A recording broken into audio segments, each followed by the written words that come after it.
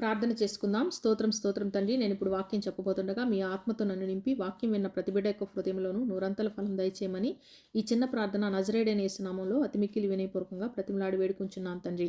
Amen. ఈరోజు మనము ప్రకటన గ్రంథము 9వ అధ్యాయము 1-2 వచనాలను ధ్యానించుకుందాం. 5వ దూత బూర ఊదినప్పుడు ఆకాశం నుండి భూమి మీదకి రాలిన ఒక నక్షత్రమును చూచితిని. అగాధం యొక్క తాళపు చెవి అతనికి ఇయ్యబడెను. ఎప్పుడైతే 5వ దూత బూర ఊదడం మొదలు పెట్టారో వెంటనే యోహానుకు ఒక దర్శనం కనబడుతుంది. ఈ 5వ దూత బూర ఊదినప్పుడు హాని తీసుకుని వచ్చాడు ఒక వ్యక్తి వస్తున్నాడు హాని తీసుకొని. కానీ యోహాను చూస్తున్నాడు. ఒక నక్షత్రం లాగా అది కనబడింది ఆ దృశ్యం. అంటే ఆకాశం నుండి భూమి మీదకి రాలిన ఆ నక్షత్రమును చూచితిని. ఆ నక్షత్రము యోహానుకు ఒక వ్యక్తిలాగా కనబడ్డాడు. అందుకనే తర్వాత వచనంలో మార్చేశాడు. అతను అన్నాడు. ఆ నక్షత్రం ఎవరు అంటే ఒక వ్యక్తి. ఆ వ్యక్తి మనిషి కాదు, దేవదూత. అగాధం యొక్క తాళపు చెవి అతనికి ఇయ్యబడెను. అక్కడ నక్షత్రంగా కనిపించిన దేవదూత పడ్డాడు అంటే భూమి మీద రాలాడు.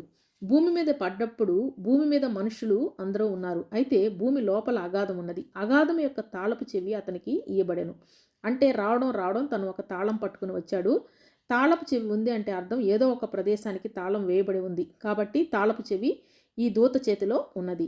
అగాధంలో దేవుడు దాచి ఉంచిన కొన్ని విషయాలు ఉన్నవి. ఆత్మీయ లోకంలో జ్ఞానంతో మనం ఆలోచిస్తే అవి మనకు అర్థమవుతుంది. కొన్ని విషయాలు ఉన్నవి, అవి దాచిపెట్టడానికి వారిని బందీలుగా చేసి తాళం వేసి మరీ దాచిపెట్టారు. దేవుడు ఫ్రీగా అగాధంలో వదిలేస్తే ఎప్పుడు పడితే అప్పుడు బయటికి వెళ్ళిపోవచ్చు. తలుపు తాళము ఈ రెండు దానికి సాదృశ్యం.